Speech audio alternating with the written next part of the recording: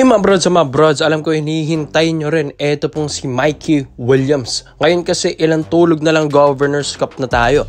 So eto pong si Mikey Williams, wala pa rin tayong balita kung talagang pipirma na ito sa TNT Tropang Giga mga kabrods.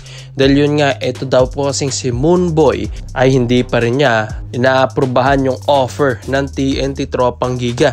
Dahil yun nga, sa mga ibang mga reports din natin at mga nabalita rin natin kay Mikey Williams, yung 1.7 million pesos na offer ng TNT Tropang Giga sa kanya ay ayaw pa rin niya mga kabrods hanggang ngayon. Ilang tulog na lang mga brods, July katapusan na, Governors Cup na mga kabrods 2024, kaya kailangan na rin ng respond ng TNT Tropang Giga dito sa superstar nila na si Mikey Williams. So mga brods, may mga reports din tayo na ito pong si Mikey ay ayaw na rin talagang umattend ng mga training camps, ensayo at pumirma sa TNT Tropang Giga pa. Papayag lang ito kung itong TNT Tropang Giga ay ile-let go na niya yung kontrata or yung rights ni Mikey Williams para naman makapaglaro ito sa kahit anong liga at mga opportunity na dadating sa kanya. Pero na bad image na kasi siya sa PBA mga brods, kaya mahihirapan na ito siguro na makakuha pa ng mga ibang offer sa ibang bansa, di ba? Halos lahat naman ng koponan, ang tinitignan talaga dito ay ang attitude. So ito na nga mga kabrods, itong si Mikey Williams gustong-gustong magpa-release na sa TNT Tropang Giga dahil gusto niyang maglaro sa mga SMC groups or SMC teams natin mga brods. Isa doon. Kaya ang SMB naman ay interesado rin na makakuha ito pong si Moonboy. Alam ko malapit dahil nandito rin ang kanyang kuya-kuyahan na si Chris Ross. At sinabi ko na rin to ilang beses na hindi pa nga kilala ang isang Mikey Williams. Tinutulungan na ito ng isang Chris Ross. Dati mga brods, dilig pa lang yan si Mikey Williams. Talagang sinusuportahan na yan ni Chris Ross. Kaya yung matalik na kuya niya ay nandito sa SMB. Kaya ang pinakamalapit na pwedeng puntahan ni Mikey Williams sa tatlong koponan ng SMC teams ay ang SMB talaga. So mga kabrods, marami rin yung mga nagkakagustong team kay Williams like Ginebra. Pero ito pong si Coach Tim Cone parang umaayaw na dito kay Williams, lalong-lalo na sa attitude pa lang, parang ayaw na yan ni Coach Tim Cone. So ang SMB naman syempre open sila sa mga ganitong players na may attitude. 'Di ba? Halos lahat din ng mga may attitude na galing TNT na napunta sa SMB ay nagbago talaga sila mga kabrods like Romeo and Jericho Cruz, yung mga TNT boys na medyo bad boy doon, pero pagdating si SMB, role player ka na, disiplinado ka pa. Kaya dito si Mikey Williams, babagay talaga sa SMB mga brods dahil madidisiplina pa ito ng kanyang pinakakuya sa PBA na si Chris Ross. Alam ko mahirap mga brods, pero pwede itong gawin talaga.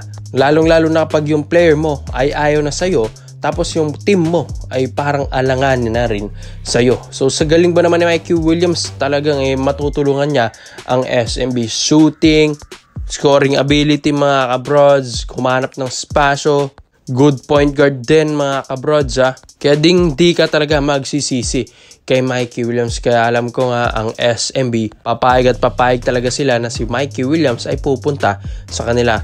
If ever mamangyari ito, powerhouse at super team na lalo ang SMB. Dalawang kampyonato ba naman nabigyan niya sa TNT, di ba mga kabrods? Naman po tayo sa kabilang balita naman natin mga kabrods. Ito nga po si The Blur, Jason Castro ay bali-balita mga bros na iti-trade ito ng TNT Tropang Giga dahil nga sa mga pinost po na ito po ni Mr. Snow Badwa mga bros, at credits po sa kanya na sinabi niya TNT trading one of its veteran guards, wait nyo lang po. Tapos nag-post siya ng picture mga bros na credits po or photo courtesy dito kay RR Pogoy o Roger Pogoy. At kung makikita nyo rin naman sa post po ni Mr. Snow Badwa, nandyan pa nga si Parks mga brods matagal-tagal na rin ito pong photo na ito, pero hindi nawawala dyan ito pong si Jason Castro mga brods. Ang dami na kasing nabagong point guard sa TNT, pero si Castro lang ang naandyan. Tapos ang dami na rin tayong mga nabasang comments dyan na si Castro ang tinutukoy nila, at yun nga sinabi nila may po kasi, which is medyo may edad na. And yun nga mga bros, veterano na rin naman talaga ito pong si Castro. Pero itong mga reports natin mga bros yun nga, medyo malapit nga na ito pong si The Blur ang iti-trade ng TNT Tropang Giga. Hindi na bago ito sa TNT mga brods ha. Yung mga superstar neto na pinagtiti-trade nila. Nasa na si Parks, trinade nila. Mikey Williams, hindi pa nila pinababalik. Ranedal de Ocampo dati mga brods, di ba? Trinade nila yan sa Meralco Bolts. Kaya dami tayong mga reports dito sa TNT Tropang Giga na si Jason Castro nga daw ang tinutukoy nila. And ito na nga mga brods, ayon din sa mga reports natin, sa mga ibang reports natin, ang Ginebra naman ang gustong kumuha dito kay Jason Castro mga brods. Lalo na ito pong si Coach Tim Cone.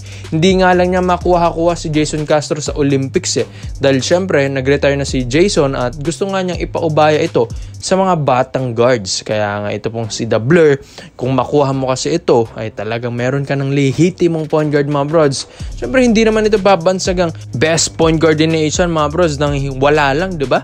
And yun nga, alam naman natin na ito pong si Castro, born to be a point guard nga daw talaga ito. Yung laruan niya talagang purong point guard mga brods. May passing, may leadership, talagang yung laruan niya parang walang arte mga brods. Talagang straight point guard lang siya, parang focus lang siya sa manalo every game. And talagang seryoso siya maglaro mga kabrods. Ito pong si The Blur. And yun nga, maganda pa kay The Blur walang arte, straight ballin lang, walang attitude, at yun nga, lahat na kay Jason na. Kaya nga mga bros, ito pong si Coach Tim Cone, gusto niyang gawin or gawan ng paraan ito pong trade negotiation na ito dahil alam nga nilang big fish ito pong si Jason Castro. Lalo na next season, August na yan mga bros, Governors Cup, may mga imports na rin na mga 6'6" height limit dyan. Kaya gusto na rin magpalakas ng Ginebra. At yun nga, isa rin sa mga hinahanap nila yung mga ganitong point guard like Jason Castro Williams mga kabrods. Lalo na ito pong Ginebra, may mga forwards o point guards nga daw na gusto nilang i-trade dahil yun nga, hindi naman rin masyadong nakakapag-ambag yung iba dito. And yun nga, sa pagpasok dyan ni Jason Castro mga brods, biruin nyo, Castro and Scottie Thompson backcourt or combo guards ng Ginebra. Ayan, laki ng tulong nito mga kabrods Mabilis si Jason mga brods and mabilis din si Scottie. May depensa si Jason, may depensa rin si Scottie. And mataas din kahit papano tumalon ito pong si Castro and as well as Scottie Thompson. Kaya ang ganda ng combo na ito mga brods. At yun nga, magiging trade controversial ito. Blockbuster trade kung sakali dahil ito pong si The Blur, Jason Castro mga brods naging superstar na rin ng TNT and papasok sa mundo ng Ginebra. And alam ko nga, napakadali na lang ng kampyonato kung dyan. Ito pong si Jason Castro sa Gen Kings. Kaya komento mo lang po mo dito mga brods at isa-isa natin yan. Salamat po sa panonood mga brods. This is Overrated Highlights. Yun lang. I'm out.